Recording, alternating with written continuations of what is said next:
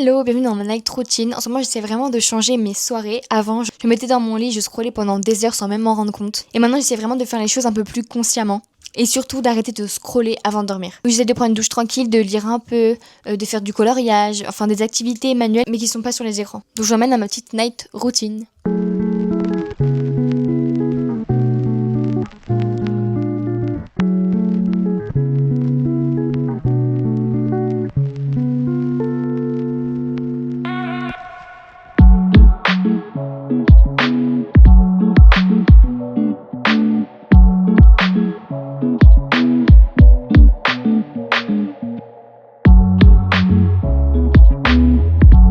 Bon, là je vais aller prendre ma douche. J'essaie de me faire une petite evolution shower. Je dois me laver les cheveux parce qu'ils sont vraiment sales.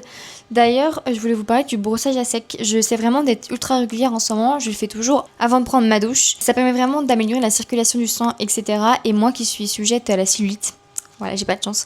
Derrière les cuisses et les fesses, bah vraiment ça améliore l'aspect. Donc j'adore. Et je voulais aussi vous parler du shampoing pour les cheveux fins. Je crois que vous en avez déjà parlé dans une des dernières vidéos. C'est celui-ci, il m'a vraiment coûté genre 4 €. Il me donne vraiment du volume aux cheveux. Enfin, vraiment, je l'adore. Donc, c'est celui-ci. Vraiment, je recommande. Donc, voilà, j'allais me doucher.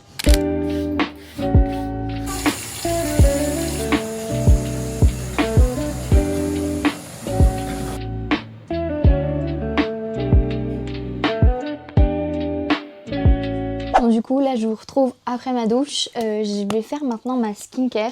En ce moment, comme je vous avais déjà dit, j'utilise le produit Epidio. Donc c'est un produit antibiotique, il me semble. Sauf que j'ai dit des bêtises, mais c'est le médecin qui me l'a prescrit pour mon acné. J'ai déjà fait, je l'avais commencé en octobre, il me semble. Ensuite, je l'avais arrêté. Et ensuite, là, je l'ai repris, ça fait environ un mois, il me semble. Et comme à chaque fois, au début du traitement, ma peau est complètement irritée, etc. Mais ça fait partie du processus, on va dire, entre guillemets. Bon, après, bien évidemment, si ça brûle vraiment, faut pas insister. Je trouve que l'aspect de ma peau est quand même pas mal. Même si là, en ce moment, je trouve que... Enfin, là, en fait, j'ai eu des boutons qui ont poussé. Là, j'en ai un là, un énorme là, un là, un là. Enfin, bref. Boutons qui ont poussé, mais je suis aussi en train de faire la cure Skin and Out. J'en suis encore à l'étape 1, donc ça fait même pas un mois que je fais la cure. La semaine dernière, j'ai eu vraiment une peau incroyable. Et là, tout est ressorti, mais j'ai vu qu'apparemment, on pouvait avoir une purge au bout de 15 jours. Donc là, je suis vraiment dans les 15 jours. Donc je me dis c'est peut-être la purge, puisque l'étape 1, il me semble que c'est l'étape où on nettoie tout l'intérieur. Donc je croise les doigts pour que ce soit ça et que ça aille mieux ensuite. Mais pour l'instant, voilà l'état de ma peau. C'est vraiment pas volichon. Mais voilà, je vous tiendrai au courant.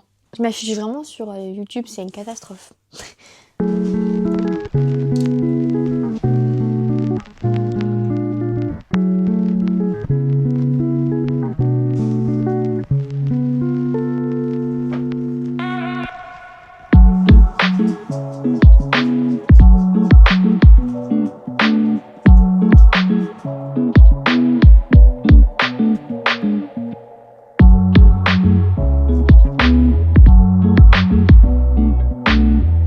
Bon, là j'ai lu environ une trentaine de pages de mon livre, donc là je vais aller dormir.